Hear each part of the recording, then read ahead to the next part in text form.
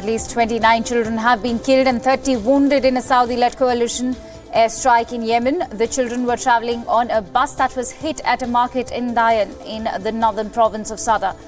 The coalition said it had carried out legitimate military action in the area, targeting Houthi rebels responsible for a deadly missile attack on the Saudi city of Jazan on Wednesday.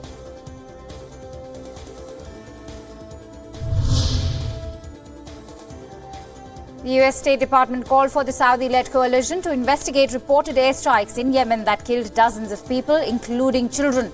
State Department spokeswoman Heather Nauert said, and I quote, "We are certainly concerned about the reports that was an attack that resulted in the deaths of civilians. We call on the Saudi-led coalition to conduct a thorough and transparent investigation into the incident."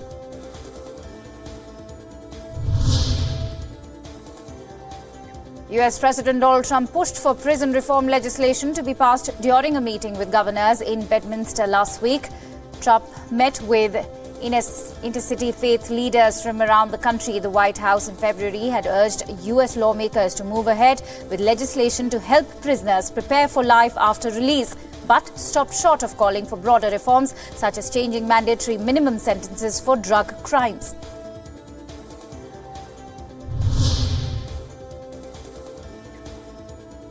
North Korea denounced US calls for enforcing international sanctions despite its goodwill moves and said progress on denuclearization promises could not be expected if Washington followed an outdated acting script. The statement added North Korea was still willing to implement a broad agreement made at a landmark June 12 summit between US President Donald Trump and North Korean leader Kim Jong-un.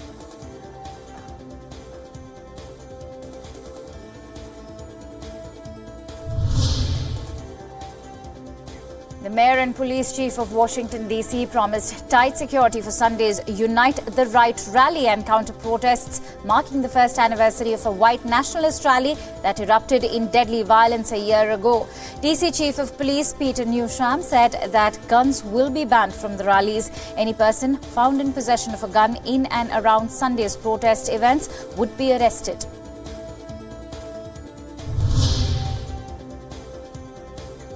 The parents of US First Lady Melania Trump became US citizens in a swearing-in ceremony in New York. Following the ceremony, Victor and Amalia Nav's attorney Michael Wiles said the US president's in-laws had followed standard procedure in obtaining their citizenship.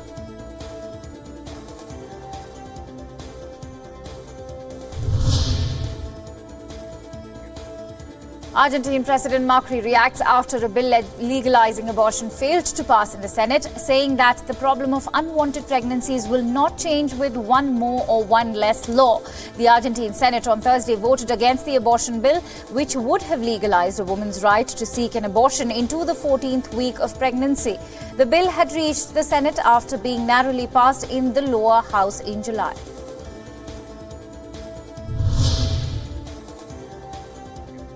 Costa Rica's constitutional court ruled that the country's same-sex marriage ban is unconstitutional and gave the legislature 18 months to implement a new law legalizing it. The decision comes after a January ruling by the Inter-American Court of Human Rights that same-sex couples should have the same rights as heterosexual couples to all legal systems, sanctioning same-sex marriage property rights. Transgender individuals were also given the ability to change their gender on identity documents.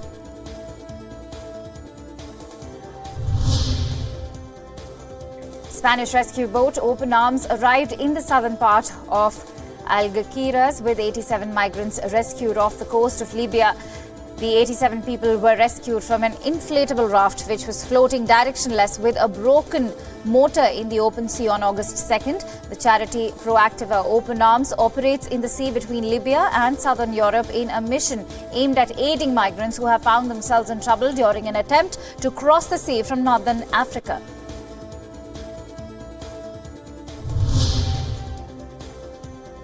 Zimbabwe's former finance minister and opposition leader Tendai Biti was granted bail after facing charges over his role in violence linked to post-election unrest. Biti sought asylum in neighbouring country Zambia but was deported back to Zimbabwe, where he was taken into police custody.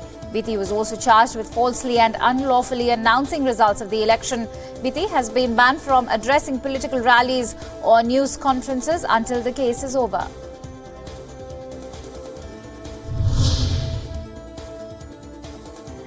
Pakistan and Russia this week signed a groundbreaking defence agreement for training Pakistani troops at Russian military training institutes. The rare deal, which opens the doors of Russian military training for Pakistani soldiers, has been inked amid deteriorating relations between Islamabad and the United States.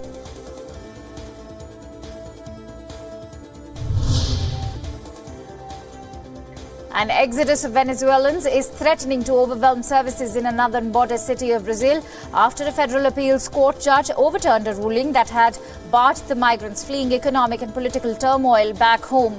Hundreds turn up daily in the city of Pacaraima, many without money and forced to sleep out on the streets.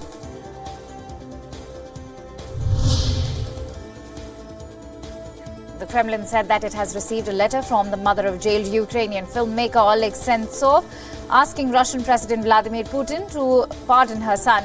Sentsov was sentenced by a Russian court to 20 years in a high-security penal colony in 2015 for terrorist attacks on the peninsula. Sentsov's mother is on the 88th day of a hunger strike asking to pardon her son.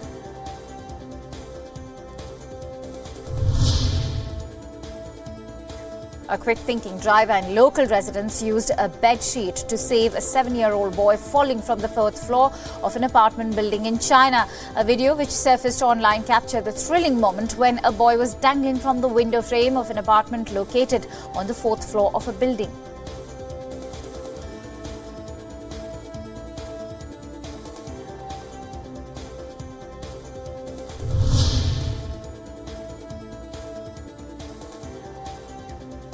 The French pairing of Kevin Peponet and Jeremy Mion took the gold medal in the 470 class at the Sailing World Championships in Denmark. The pair fought off a challenge from Japan's Tetsuya Isozaki and Akira Takayanagi, who eventually finished second. Spain came in third to round off the podium places.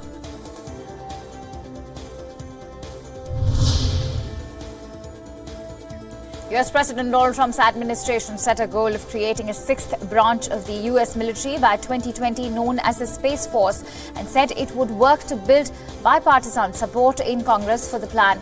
US Vice President Mike Pence, in a Pentagon address, described the creation of the Space Force as an idea whose time has come.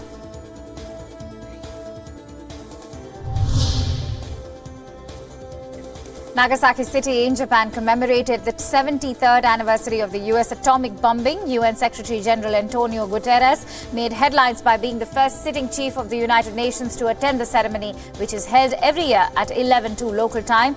A moment of silence was observed by those attending the ceremony, as this was the exact time that a US B-29 bomber dropped a plutonium core atomic bomb nicknamed Fat Man, killing around 74,000 people in Nagasaki by the end of that year. Sumatran elephants participate in a parade in Banda Aceh in Indonesia as part of Aceh Cultural Week. The elephants are dressed in typical Achenese clothing, which depicts the story of Aceh when it was led by Sultan Iskandar Muda.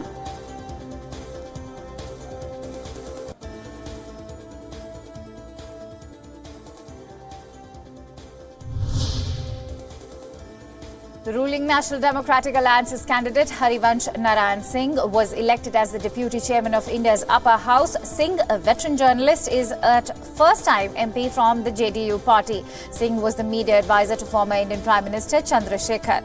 The RS Deputy Chairman post fell vacant after the retirement of Congress PJ Kurian on July 1st.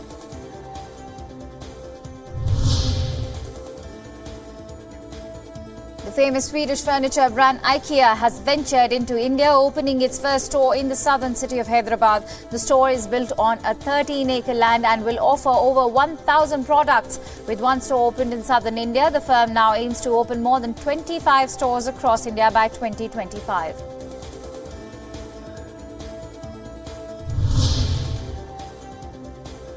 Various state and national level peasant fronts of the Communist Party of India and trade unions across different Indian states held protests against the union government of the country, demanding loan waiver and more subsidies on essential facilities, among other issues. The protest was led by the Centre of Indian Trade Unions and All India Kisan Sabha, apart from Himachal Kisan Sabha, against the union government's anti-farmer and anti-labourer policies.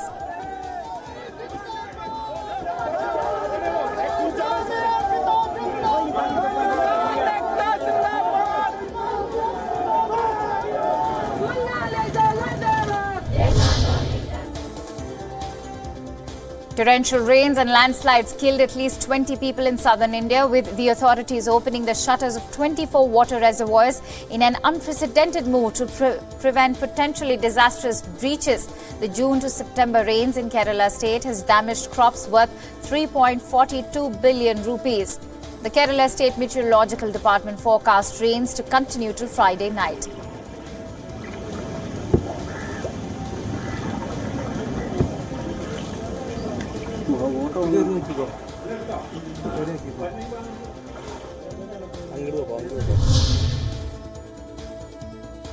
And over to some more international stories. Torrential rain swelled rivers in the Gard region in southern France, flooding 5 campsites. Around 750 people have had to be evacuated from flooded campsites in France by helicopter. A 70-year-old German national was reported missing after the flash floods. Some 120 paramilitary officers, 300 firemen and 4 helicopters were deployed in the area.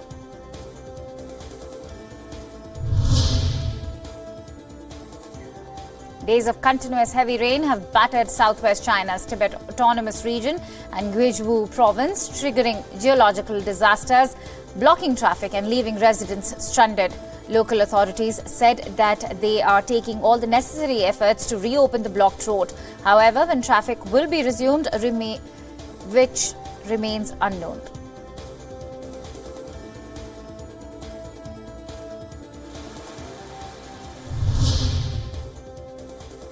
The Holy Fire marched toward Lake Elsinore, forcing a new round of evacuations as flames came perilously close to homes. Residents living in homes on the mountainside of Lake Street and in the southeast region from Grand Avenue to Ortega Highway were asked to leave their homes immediately as the fire moved their way. The Holy Fire began Monday in Orange County and burned more than 9,600 acres of land.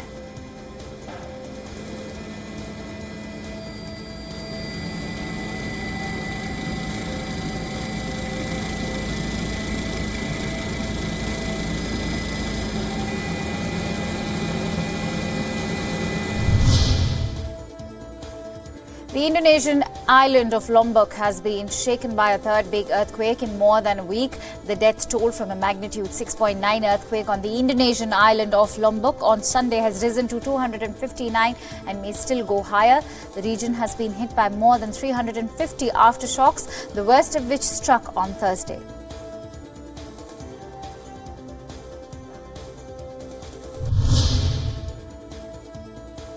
A 93-year-old has become Taiwan's oldest paraglider. The fearless woman Jin, attached to her instructor, disembarked from a height of over 3,000 feet, gliding over cornfields and mountainous panoramas to achieve the feat.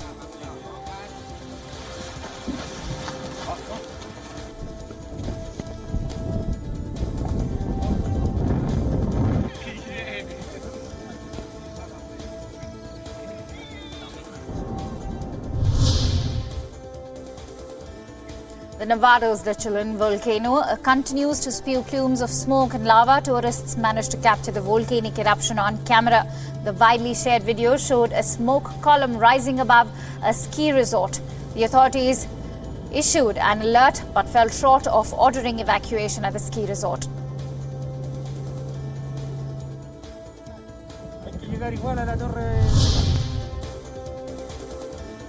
The The presidential sash and medal worn by Bolivian President Evo Morales have been found after they were stolen while the man paid to protect them was visiting brothels.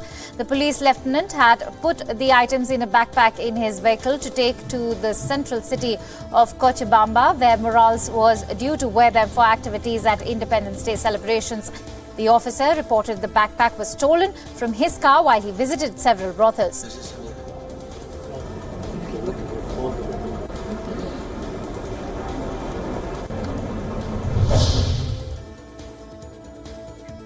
Tour de France winner Geraint Thomas was hailed as a hero when he returned to Cardiff for a homecoming victory parade. Thousands lined the streets and gathered near Cardiff Castle to witness the ceremony. Thomas said he was humbled by the number of people out to congratulate him. What an entrance that was!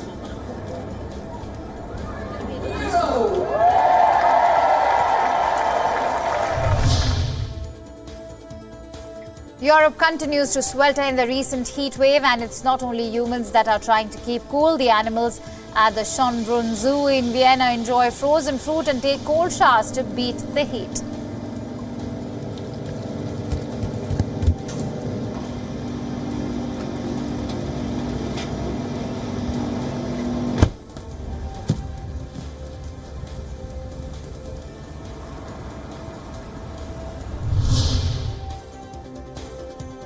Bangladeshis celebrate International Indigenous Day in Dhaka as part of a worldwide campaign to promote and protect the rights of indigenous communities and cultures. The day-long program comprised of tribal dance and music and ended with a call for recognizing the indigenous people in the Constitution.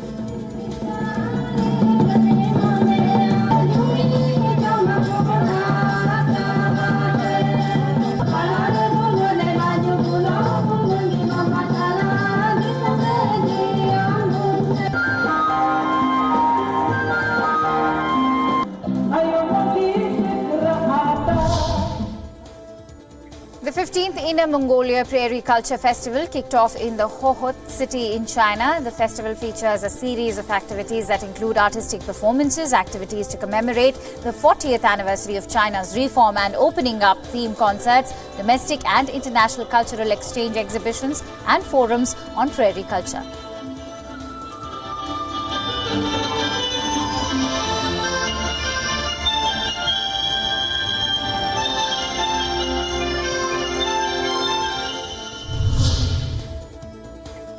Soldiers from different countries competed in a military vehicles race as part of the 2018 International Army Games in Russia. The contestants from countries including China, Russia, Venezuela and Egypt competed by driving vehicles along bumpy mountain roads and through other complex circumstances and obstacles. A relay race of carrier vehicles was also held to test the performance of the vehicle equipment and collaborative abilities of the participants.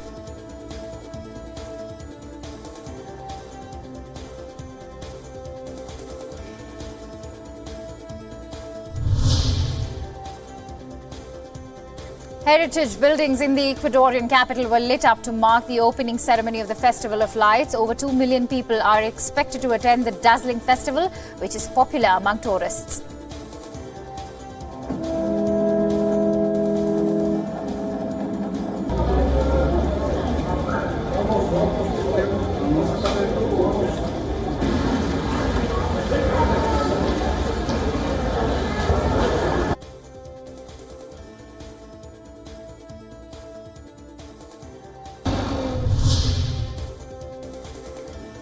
New York became the first major American city to halt new vehicle licenses for ride-hail services, dealing a significant setback to Uber in its largest market in the United States. The legislation passed overwhelmingly by the City Council will cap the number of for-hire vehicles for a year. The bills also allow New York to set a minimum pay rate for drivers.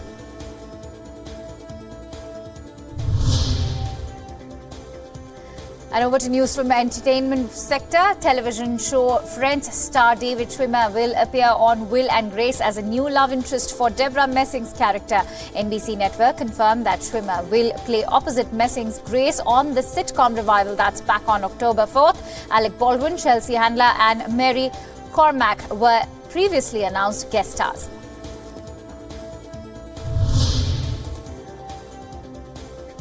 Comedian Kevin Hart, Kip Schools and the United Negro College Fund have teamed up to give scholarships to 18 students to attend historically black colleges and universities. Hart's help from the Hart Charity and Kip Public Schools each donated $300,000. Hart also gave $100,000 to the fund in 2015.